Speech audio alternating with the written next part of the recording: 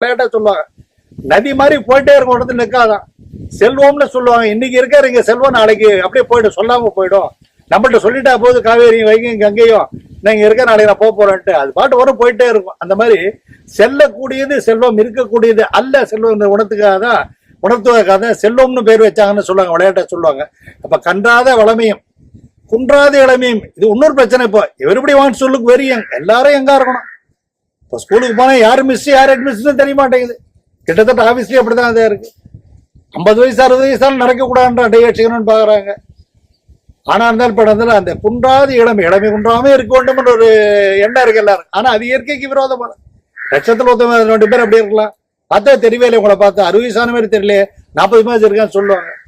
சில கிரிக்கெட் 42 வயசுல நல்லா ஆக்டிவா ஓடி ஆடக்கூடிய கிரிக்கெட்டர்ஸ் இருக்காங்க, ஃபுட்பால் பிளேயர்ஸ் இருக்காங்க.